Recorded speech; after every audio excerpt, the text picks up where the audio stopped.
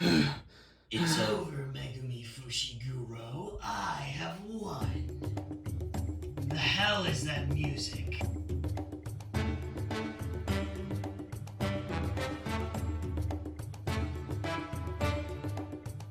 What's this? A new challenger?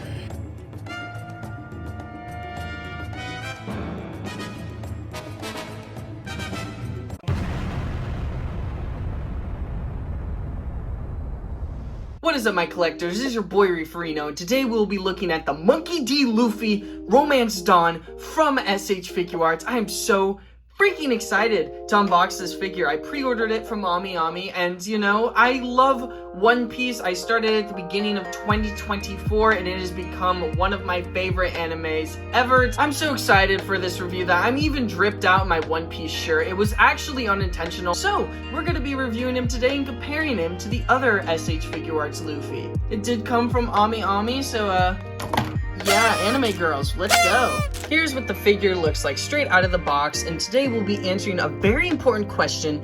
Is this figure the best Luffy figure, or is it not? Of course, I don't really have 5th gear because I'm not there in the anime. I am on episode 711, I believe, so near the end of Dressrosa. I do not have 5th gear. We're going to be comparing him to the Oni Luffy. So we'll get straight into articulation. The articulation is pretty solid with this guy. It's really similar to the previous Luffy from last year, just with a few minor changes. The head is pretty much the same. The upper body also works pretty much the same.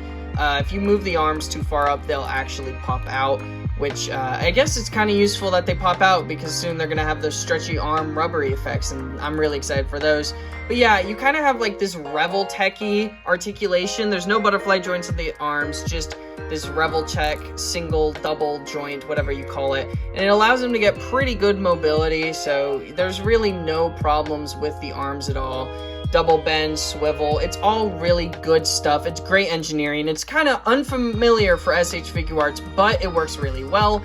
He can crunch down a whole lot, and on the back you can actually see some text here, so be wary of that. And then he can also crunch up pretty freaking well as well. So the main thing with this guy, and the main change that they did, is with the legs. So on the Oni Luffy, his pants are basically all the way down, so you can't really get this bend here, except on this figure they made these back pants into flaps, so now you can actually bend his knee past 90 degrees as compared to being stuck like right here, for instance. So yeah, that makes a big difference when hitting some certain poses, gear second gear especially. Otherwise though, the legs are pretty much the same. You can't really get more than this 90 degrees without risk of it popping off. It bends down here. It's really strange engineering. I think the Gear 5 Luffy does it much better. And then you got the foot bend with the flip-flop, and I think that's pretty cool. And yeah, I mean, no, oh no, there is a wrist swivel as well. I forgot to mention that. Otherwise, articulation, pretty standard with this guy for a $35 figure. I think it's pretty good. I think it beats most $35 Dragon Ball figures. And yeah, so I guess we'll just get straight into comparison / accessories. Who wants to go to the Four Seasons Orlando? Me!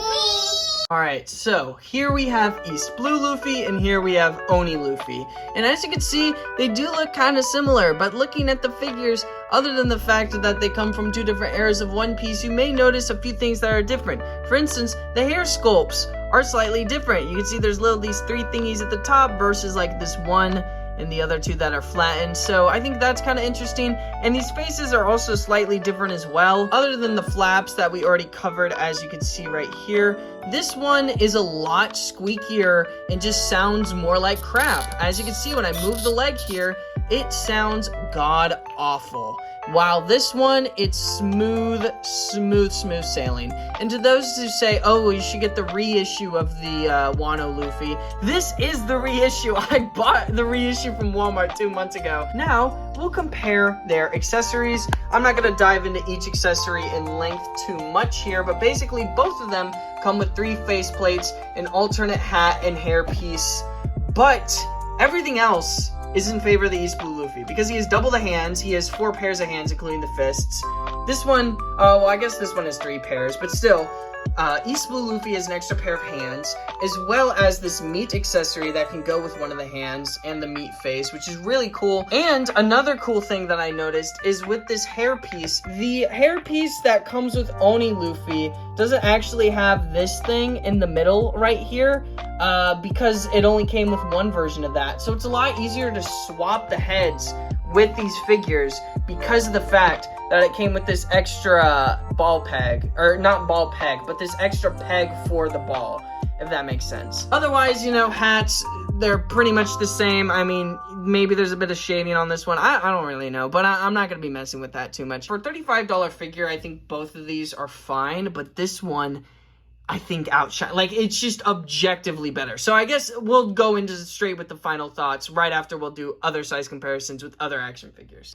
So wrapping up with my final thoughts, is this guy better than the Wano Luffy figure that came out a year prior? Yes, definitely. Not only that, but I think it's a perfect action figure for that $35 price point. So I heavily recommend, if you are a One Piece fan, to pick this guy up. I think there's value in both Luffy's, but there's objectively more in this one with more up-to-date and fixed articulation, QC issues, and accessories. You really can't go wrong with this. In my opinion, you can't really go wrong with both. If you're a really big One Piece fan, I think you gotta have both. But if you're not, I think this is the one Luffy, if I had to pick one, I would settle with. The next figure that I have pre-ordered is Ace.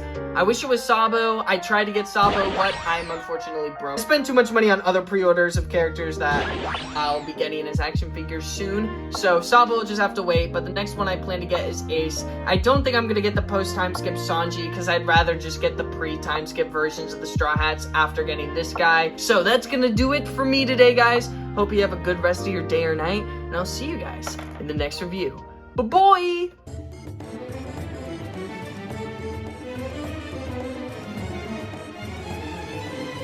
Wait, there's more.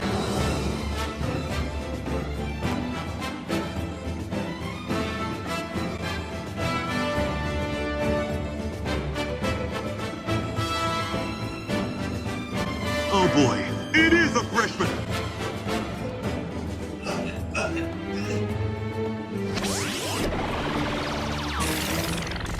I'm here. For your